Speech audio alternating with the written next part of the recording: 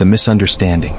The observation station had been monitoring the blue planet for 3 standard cycles. Commander Zelthix of the Galactic Confederation Navy stood before the holographic display, his 6 eyes examining the data streams with practiced efficiency. The species below called their world Earth, and they had finally achieved faster-than-light communication, the threshold that marked a civilization ready for contact. Zelthix was a Thraxi, a species known throughout the Confederation for their analytical minds and cautious nature. His silver carapace gleamed under the station's lights as he gestured with his 4 arms, bringing up military assessments of the humans below. The data was not impressive. The humans fought with chemical propellants and metal projectiles. Their armor was primitive composite materials. Their fastest ships barely reached a fraction of light speed. They were at least 2 centuries behind Confederation standard technology. The diplomatic vessel descended 3 days later. Ambassador Korvax led the delegation, a being whose species had welcomed 47 worlds into the Confederation over the past millennium. He was confident this would be 48. The humans gathered in a place called Geneva, their leaders sitting nervously around a circular table. They looked fragile to Korvax with their thin skin and limited sensory organs. But they were intelligent, that much was clear from their questions. The negotiations proceeded smoothly. The humans were eager to join the galactic community. They asked about trade, technology, and cultural exchange. Then came the standard requirement that every member species faced. The Confederation maintained peace across 3,000 systems. Every member contributed to the common defense. For a species as primitive as humanity, the requirement was minimal. Perhaps 500 soldiers to serve alongside Confederation forces. A symbolic gesture more than a real military contribution. President Chin of Earth's United Government conferred quietly with her advisors. General Marcus Webb sat to her right, a man with gray hair and eyes that seemed to calculate every possibility. After several minutes, President Chin nodded. Earth accepts the terms, she said. We will contribute forces to the Confederation Defense Initiative. However, given our technological limitations, we request permission to send our most capable units. We call them Special Forces. Korvax made a gesture of approval, his translator rendering it as agreement. Of course, he said. Send your best warriors. They will learn much from serving alongside our veterans. The humans smiled and the treaty was signed. Korvax reported back to the Confederation Council that humanity would be an easy integration. Small military contribution, eager to learn, no threat to established power structures. The Council approved Earth's membership with little debate. 6 months passed. The Confederation provided Earth with basic FTL technology and communication systems. Human scientists studied with alien mentors. Human traders began exploring new markets. And on a Confederation military base orbiting a planet called Nexus Prime, 500 human soldiers arrived for integration into Confederation forces. Colonel Sarah Reeves commanded the human contingent. She was a compact woman with sharp features and movements that suggested coiled efficiency. Base Commander Thull greeted her with standard military courtesy. Thull was a Dracorian, a species of large reptilian warriors who had served the Confederation for generations. Welcome to Nexus Prime, Thull said, his rumbling voice translated through the communication device. Your forces will be assigned to support duties initially. Guard rotations, patrol missions, standard peacekeeping operations. Once you have learned our procedures, we will evaluate your readiness for more complex tasks. Colonel Reeves saluted. Understood, Commander. My people are ready to serve. Thull examined the human soldiers with a critical eye. They wore simple camouflage uniforms and carried kinetic rifles. They looked ordinary, unremarkable. Nothing suggested these were elite forces. Perhaps the humans had misunderstood what special forces meant. Perhaps they simply sent their standard military units and called them special to save face. The human soldiers settled into base life quietly. They trained hard, learned Confederation protocols, and asked intelligent questions. The alien soldiers treated them with polite condescension. These were the newest members of the Confederation after all. Primitive but trying their best. The other soldiers made bets on how long it would take for the humans to request transfer back to their comfortable home world. Then the Vraxian Empire made its move. The Vraxians were a problem the Confederation had managed through diplomacy for decades. They were an aggressive species, militaristic and expansionist, who believed they deserved to rule the galaxy. The Confederation had contained them through a combination of economic pressure, military presence along the border, and careful alliance building with systems near Vraxian space. But the Vraxian Emperor, a being known as Torvin the Conqueror, had grown tired of containment. Vraxian warships struck 6 Confederation border systems simultaneously. They bombarded orbital stations, deployed ground forces, and declared the systems part of the Vraxian Empire. Thousands died in the first hours. Millions more were trapped on occupied worlds. The Confederation responded with full military mobilization. Fleets converged on Vraxian space. Ground forces prepared for deployment. Every available unit was activated, including the newly arrived human contingent. Commander Thull called Colonel Reeves to his office. "The situation is serious," he said. "We are deploying all forces to push back the Vraxian invasion. Your unit will remain here on Nexus Prime as part of the reserve garrison. This is not a reflection on your capabilities, but your people lack experience in Confederation-scale warfare." Reeves stood at attention. "With respect, Commander, my people were sent here for exactly this type of situation. We are ready to deploy." Thull made a negative gesture.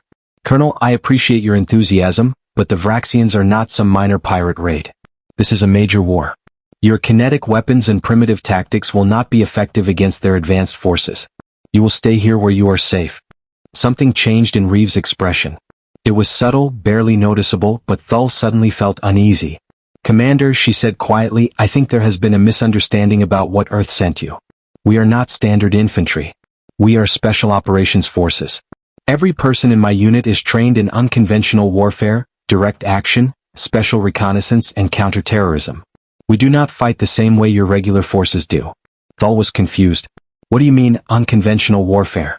Reeves smiled, and it was not a comforting expression. "We mean, Commander, that we do not line up and shoot at the enemy until one side retreats. We infiltrate enemy territory. We gather intelligence. We sabotage supply lines. We eliminate high-value targets. We create chaos behind enemy lines. We make it impossible for the enemy to fight effectively." Thull processed this information slowly. "You are assassins?" Reeves shook her head. "We are soldiers who specialize in operations that regular forces cannot perform. If you need a bridge destroyed, we destroy it. If you need enemy communications intercepted, we intercept them. If you need an enemy commander neutralized, we neutralize them. We operate in small teams, often without support, deep in hostile territory. That is what special forces means to humanity."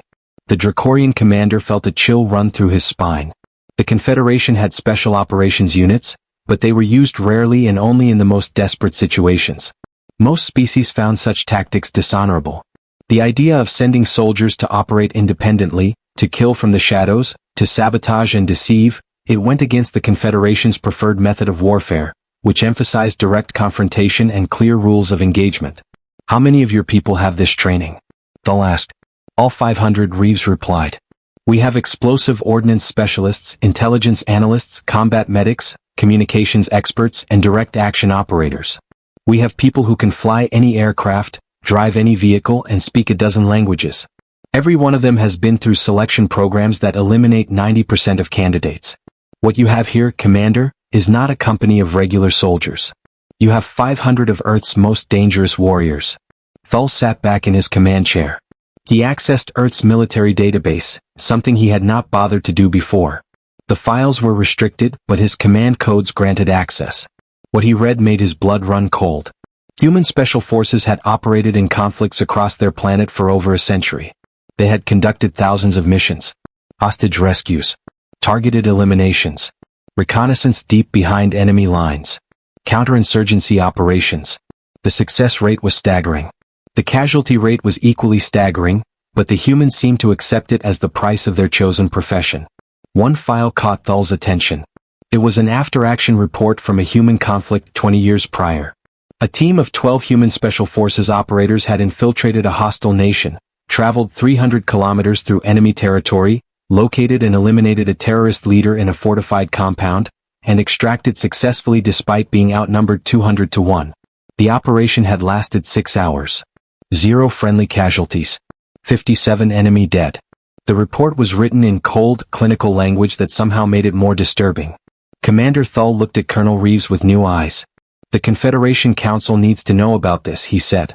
"They made their offer to humanity believing you would send regular infantry. They did not understand what you were offering." Reeves nodded.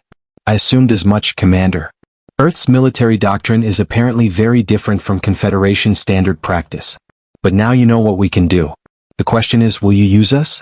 Thul thought about the Vraxian invasion. The Confederation was preparing for a conventional campaign. Fleet engagements, planetary assaults, siege warfare. It would be bloody and expensive. But what if there was another way? What if these human special forces could do what they claimed? What if they could strike at the Vraxian command structure, disrupt their logistics, spread confusion and fear? Could 500 humans accomplish what 50,000 regular soldiers could not? He made his decision. I am authorizing your deployment, he said. But not to the front lines. I want your forces to infiltrate Vraxian-occupied territory. Your mission is to gather intelligence on enemy positions and capabilities. Do not engage unless absolutely necessary. Is that clear? Reeves saluted again. Crystal clear, Commander. When do we leave? Within 12 hours, Thul replied. I am assigning you transport vessels and support personnel. You will coordinate directly with Confederation intelligence.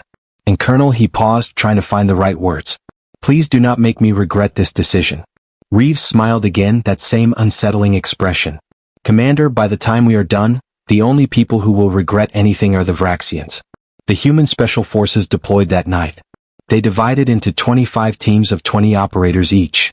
They carried equipment that looked primitive to Confederation standards but had been modified with human ingenuity and practicality. Each team had specific objectives deep inside Vraxian-controlled space.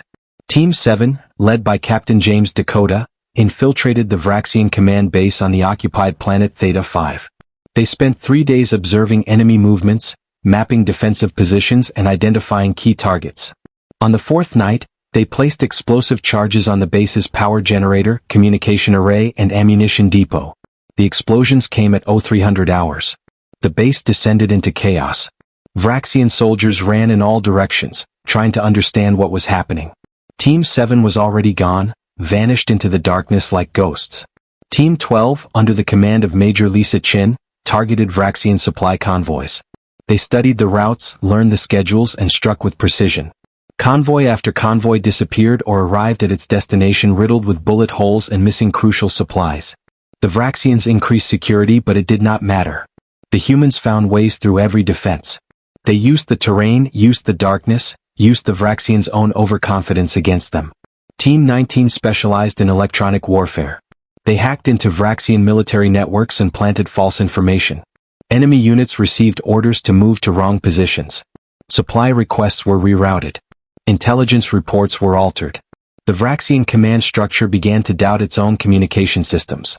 Paranoia spread as officers wondered if their orders were real or enemy deception. Within 2 weeks, the Vraxian occupation forces were in disarray. They were afraid to move at night. They were afraid to trust their own communications. They were afraid of shadows and sounds in the darkness. Reports reached Vraxian command of ghost soldiers who appeared from nowhere, struck with devastating precision, and disappeared before reinforcements could arrive. The Vraxians called them the Silent Death. Commander Thul watched the intelligence reports with growing amazement. The human special forces had accomplished more in 2 weeks than regular Confederation forces had in months of conventional warfare. Vraxian commanders were requesting additional troops just to protect their supply lines. Enemy morale was collapsing. And the humans had suffered only 3 casualties, all of them wounded and successfully evacuated. The Confederation Council convened an emergency session. They had been briefed on human special forces capabilities and were struggling to understand what they had invited into the Confederation. These humans fought in ways that seemed impossible. They operated without heavy support, without armor, without the technological advantages that Confederation forces relied on. They used primitive weapons and simple tactics, yet they were devastatingly effective. Ambassador Korvax stood before the council chambers, his earlier confidence replaced with concern. We may have made a significant error in judgment, he said. Humanity is not what we assessed them to be. Their military capabilities, particularly their special operations forces, exceed anything we anticipated. They fight with a level of aggression and efficiency that we have never encountered. We invited them to join us as junior partners. Instead, we may have invited the most dangerous military power in known space. The council debated for hours. Some members wanted to restrict human military activities immediately. Others argued that the Confederation needed every advantage against the Vraxian threat. Eventually they reached a compromise. Human special forces would continue their current operations, but Confederation observers would be assigned to every team to learn their methods and ensure they followed Confederation rules of engagement. Colonel Reeves received the order while coordinating operations from a forward base. She read it carefully, then sent a response that would become famous throughout the Confederation. Message received and acknowledged. However, I must inform the Council that special operations do not function effectively with observers who lack the necessary training and experience. If the Confederation wishes to learn our methods, we can establish a training program. But if you wish us to continue fighting effectively, you must trust us to do our jobs without interference. The choice is yours. The Council chose to trust them. They had little choice. The Vraxian invasion was failing, and human special forces were a primary reason why. The Confederation's conventional military campaign had not even fully deployed yet, and already the enemy was in retreat. For the first time in Confederation history, a war was being won not by superior technology or overwhelming numbers, but by small teams of highly trained operators who turned warfare into something darker and more terrifying than any alien species had imagined possible. In the darkness of occupied worlds, in the shadows of enemy bases, in the silent moments before dawn, human special forces continued their work. They were 500 operators against an empire of billions. But they were making that empire afraid, and fear was the most powerful weapon of all. The galaxy was learning a lesson that humanity had known for centuries. Wars were not always won by the biggest guns or the strongest armies. Sometimes they were won by the soldiers who operated in the dark, who struck without warning, who made the enemy afraid to sleep at night. The Vraxians called them the Silent Death. The Confederation called them Special Forces. But across the galaxy, a new term was beginning to spread. A term that would become synonymous with humanity's military might. They called them Deathworlders. And the galaxy was beginning to understand what that truly meant. The legend spreads. The war with the Vraxian Empire ended not with a climactic battle but with a whisper. Emperor Torvin the Conqueror was found dead in his throne room on the Vraxian homeworld. His personal guard of 300 elite warriors had seen nothing. The security systems had recorded nothing. He was simply there one moment, reviewing invasion plans, and gone the next. A single bullet hole marked his forehead, the projectile lodged in the throne behind him. No weapon was found. No intruder was detected. It was as if death itself had reached across space and claimed him. The Vraxian military command dissolved into chaos. With their emperor dead and their supply lines in shambles, with their officers afraid to sleep and their soldiers jumping at shadows, the invasion collapsed. Within 3 days, Vraxian forces withdrew from all occupied territories. Within a week, the new Vraxian government was requesting peace negotiations. The war that was supposed to last years had ended in 6 weeks. The Galactic Confederation celebrated their victory, but behind the celebrations, military analysts were writing reports that would change galactic politics forever. The reports all reached the same conclusion. Human special forces had won the war. Not the Confederation fleets, not the ground armies, not the technological superiority everyone had counted on. 500 humans operating in the dark had achieved what millions of regular soldiers could not. Commander Thull submitted his own analysis to the Confederation Military Command. In it, he wrote words that would be quoted for generations. We did not recruit soldiers from humanity. We recruited predators. Every human special forces operator is trained to hunt, to kill, to survive in conditions that would destroy any other being. They do not fight for glory or honor. They fight to win, and they will use any method necessary to achieve victory. The Confederation has never encountered a species that approaches warfare with such singular focus and ruthless efficiency. News of human capabilities spread across the galaxy faster than lightspeed communications. Species that had never heard of Earth suddenly wanted to know everything about the death world that had produced such warriors. Military academies began studying human tactics. Intelligence agencies began analyzing human methods. And governments began making requests. The first request came from the Hellion Republic, a peaceful confederation of trading worlds threatened by pirate clans operating from the asteroid belt of darkness. The pirates had evaded Hellion military forces for decades, hiding in the maze of rocks and attacking trade convoys at will. The Hellion government asked if human special forces might be available for a consultation. Colonel Reeves brought Team 3, led by Commander Patricia Mills, to meet with Hellion security officials. The Hellions were a tall, slender species with translucent skin and large eyes adapted for their dim home world. They explained their problem with obvious frustration. The pirates know the asteroid field perfectly, said Minister Valen, the Hellion security chief. We cannot track them. We cannot predict their movements. Every time we send forces into the belt, they simply hide until we leave. We have tried everything. Commander Mills listened carefully, then asked a single question. Do you know where their main base is located? Minister Vallon made a gesture of helplessness. We have narrowed it to a sector containing approximately 10,000 asteroids. But we cannot search them all. The pirates will see us coming and relocate. Mills smiled. Minister, you do not need to search them all. You just need us to go in quietly and find them. Give us 2 weeks. The Hellions were skeptical, but they agreed. Team 320 human operators entered the asteroid belt of darkness in a small stealth ship. They spent 3 days mapping patrol patterns and identifying likely locations for a hidden base. Then they found it, a hollowed-out asteroid with concealed docking bays and sensor arrays disguised as natural rock formations. The pirates had 300 fighters and a dozen attack ships. They had automated defenses and sensor nets. They thought they were safe in their fortress. Team 3 infiltrated during a shift change, when traffic in and out of the base was heaviest.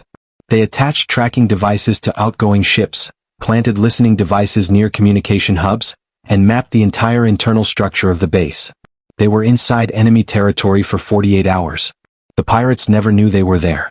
On the night of the assault, Team 3 disabled the automated defenses remotely. Then they contacted the Hellion fleet and provided exact coordinates for every docking bay, every command center, every ammunition storage. The Hellion military struck with precision, and the pirate base was destroyed before the occupants could mount an effective defense. 300 pirates were captured. 0 civilian casualties. The Hellion Republic was so grateful they offered to pay humanity any price for continued security assistance. Word spread. The Karathi Union requested help dealing with a terrorist insurgency that had plagued their border worlds for years. Human special forces deployed and within 3 months had captured or eliminated every insurgent leader. The Sindari Collective asked for assistance protecting their diplomatic corps from assassination attempts. Human operators provided security training and within weeks had identified and neutralized 3 separate plots. Request after request arrived at Earth's new embassy on the Confederation capital world. President Chin held an emergency cabinet meeting to discuss the situation. We are being overwhelmed with requests, said Secretary of Defense Admiral Thomas Grant. Every species in the Confederation wants our special forces. We simply do not have enough personnel to meet the demand. General Webb, now serving as Earth's military liaison to the Confederation, had a different concern. We are also creating fear, he said. Yes, they want our help, but they are also terrified of us. 3 ambassadors have privately asked me if humanity has plans for conquest. They are afraid that if we can kill the Vraxian Emperor in his own throne room, we could kill anyone, anywhere. President Chin nodded slowly. She had read the intelligence reports. She knew what human operators had accomplished. She also knew the price of that success. We need to be very careful how we proceed, she said. We have proven ourselves as warriors. Now we need to prove ourselves as partners. We will continue to accept requests for assistance, but we will also be transparent about our methods. We will train Confederation forces in our tactics. We will show them that we are not a threat to peaceful species. The Confederation Council agreed to establish a joint training facility on Nexus Prime. Human instructors would teach Confederation personnel the basics of special operations. The first class of students arrived 6 months later. They came from 20 different species, all volunteers, all military veterans. They expected rigorous training. What they got was something else entirely. The human instructors pushed them beyond anything they had experienced. They ran obstacle courses designed to test physical and mental limits. They learned to operate with minimal sleep and limited resources. They practiced infiltration, reconnaissance, and direct action. They studied demolitions, communications, and battlefield medicine. And they learned about the human concept of selection, the idea that special operations forces were not for everyone, that some warriors were simply not suited for this type of warfare. Out of the first class of 200 students, only 37 graduated. The rest either quit or were removed for failing to meet standards. The 37 who succeeded were changed beings. They had learned to think differently, to fight differently, to see warfare through human eyes. They formed the Confederation's first multi-species special operations unit, officially designated as Special Reconnaissance Group 1, but commonly known as the Ghost Company. Ghost Company deployed on their first mission 9 months after graduation. A Confederation research station on the edge of explored space had gone silent. Regular military forces investigated and found the station occupied by a group of mercenaries who were attempting to steal advanced weapons research. The mercenaries had hostages, 73 scientists and staff members held in the station's central laboratory. They demanded a ship and safe passage or they would execute the hostages. Ghost Company infiltrated the station through maintenance tunnels. They moved in complete silence, using skills learned from human instructors. They located the hostages, identified the mercenary positions, and coordinated their assault with precision. The attack lasted 90 seconds. All hostages were recovered safely. All mercenaries were neutralized. The weapons research was secured. And the galaxy learned that human methods could be taught, that other species could adopt these tactics and become deadly warriors in their own right. But the truth was more complex. Even the best Confederation operators could not match human special forces. They were excellent soldiers who had learned human tactics, but they lacked something fundamental. They lacked the mindset that came from evolving on a death world, from 10,000 years of constant warfare, from a culture that glorified warriors and studied military history with religious devotion. A human operator did not just learn to fight. They were raised in a civilization where warfare was woven into art, literature, and national identity. Admiral Korvax, now serving as Confederation Military Chief of Staff, wrote in a classified briefing that humanity's true weapon was not their tactics or technology. It was their psychology. Humans could compartmentalize violence in ways other species could not. They could kill without hesitation, then moments later show compassion for civilians. They could endure terrible conditions and keep fighting. They could operate alone in hostile territory for weeks without support and never lose focus on their mission. This was not something that could be taught in any training program. This was the result of evolutionary pressure and cultural development that no other known species had experienced. The turning point came during the siege of Theros Station. Theros was a Confederation military installation guarding a critical jump point between sectors. A coalition of criminal organizations and rogue military forces attacked the station with overwhelming numbers. They had ships, troops, and advanced weapons purchased from corrupt Confederation officials. They wanted control of the jump point, which would give them access to dozens of wealthy systems. The attack caught Confederation forces by surprise. The station's garrison fought bravely but was outnumbered 10-1. Within hours, the attackers had breached the outer defenses and were pushing toward the command center. The station commander sent out a desperate plea for help. Reinforcements were 3 days away. The station would fall long before they arrived. Earth's response was immediate. "We have operators in the sector," said Colonel Reeves, now promoted to general and serving as commander of all human special operations forces. "We can have a team on Theros Station within 6 hours. Confederation command was skeptical. "One team against an army? How would that help?" "Just watch," General Reeves replied. Team 5, nicknamed the Phantoms, consisted of 18 operators led by Major Daniel Cross. They had been conducting training exercises on a nearby moon when the call came. They loaded their equipment, boarded a fast transport, and launched toward Theros Station. The attackers had established a perimeter around the station, but the human ship came in dark, all systems powered down except for essential navigation. It drifted through the combat zone like debris, unnoticed by enemy sensors.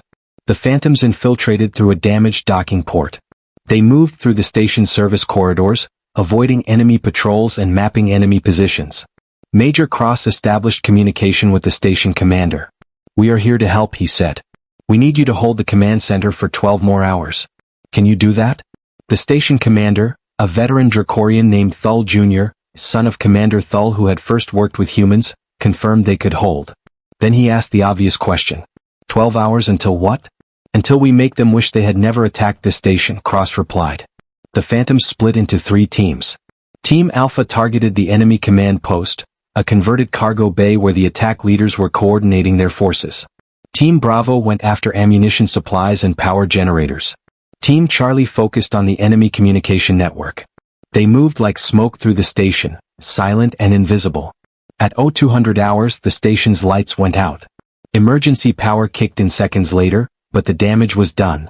The attackers were suddenly blind and confused. Then the explosion started. Ammunition depots detonated in chains of fire. Power conduits overloaded and sparked. Communication arrays went dark. And in the chaos, human operators struck the enemy command post. The attack leaders died in seconds, precise shots from suppressed weapons. Their bodyguards died trying to understand where the shots were coming from. Within 5 minutes, the entire command structure of the attacking force was eliminated. The remaining enemy troops found themselves leaderless, confused, and under attack from an enemy they could not see. Major Cross contacted every enemy unit simultaneously, having hacked into their communication network. "This is the Theros Station Defense Force," he said. "Your leaders are dead. Your supplies are destroyed. Your communications are compromised. You have one chance to survive. Surrender immediately or we will hunt every one of you through this station until none remain. Choose now."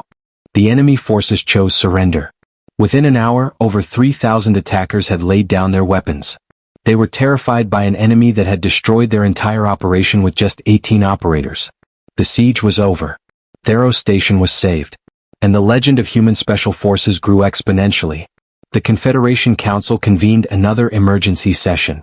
The reports from Theros Station were incredible, but they raised uncomfortable questions. If humans could infiltrate a heavily defended military installation, if they could eliminate leadership and destroy infrastructure with such ease, what was to stop them from doing the same to Confederation worlds? What if humanity decided the Confederation itself was a threat? Ambassador Korvax addressed the council with brutal honesty. Nothing would stop them, he said. If humanity wanted to destroy the Confederation, they could. They could assassinate every member of this council. They could sabotage every military base. They could turn our own systems against us. The technology gap between us is irrelevant when the enemy operates in the shadows. But humanity has shown no interest in conquest. They have honored every agreement, followed every law, and used their forces only when asked or when defending Confederation interests. A council member from the Viridian Collective raised the question everyone was thinking. But what if that changes? What if humanity decides they deserve to rule? Korvax considered his response carefully. Then we would lose, he said simply. But I do not believe that will happen. Humans value freedom above all else. They do not want to rule the galaxy. They want to be part of it. And they want the galaxy to know that they are not to be threatened. The council debated for days. Eventually, they reached a decision that would reshape galactic politics. Humanity would be granted a permanent seat on the Confederation Military Command. Human Special Forces would be recognized as an independent force with authority to operate across Confederation space. And a new treaty would be written, one that acknowledged humanity not as junior members but as equal partners in galactic security. President Chin signed the treaty on behalf of Earth. In her speech, she said words that would be remembered throughout history. "Humanity does not seek to dominate the galaxy," she declared. "We seek only to live in peace and defend those who cannot defend themselves. We offer our special forces not as conquerors but as guardians. We are warriors, yes, but we are warriors in service of peace. Judge us not by our capacity for violence but by our restraint in using it." The galaxy judged them carefully. Fear and respect became intertwined when species looked toward Earth. Human Special Forces became the most requested military asset in Confederation space, but also the most feared. Parents told children stories about the silent death, the human warriors who walked in darkness. Military academies studied human tactics as the pinnacle of warfare evolution. And slowly, the Confederation adapted, incorporating human methods into their own military doctrine. 5 years after first contact, humanity had transformed from an unknown species to a major power in galactic affairs. They had not conquered anyone. They had not seized territory. They had simply shown the galaxy what warriors from a death world could accomplish when trained, equipped, and unleashed upon the enemies of peace. The Confederation was safer because of them. The galaxy was more stable because of them. And every species, ally and enemy alike, knew one simple truth. If you threatened the Confederation, if you harmed the innocent, if you chose violence over peace, human special forces would come for you. They would find you wherever you hid. They would strike without warning. They would vanish before you could respond.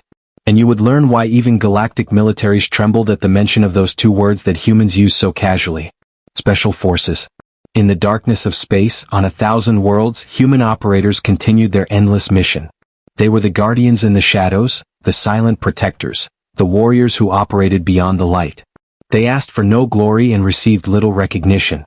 But they had changed the galaxy forever, teaching the civilized species of the Confederation a lesson that humanity had learned millennia ago on a violent little planet called Earth.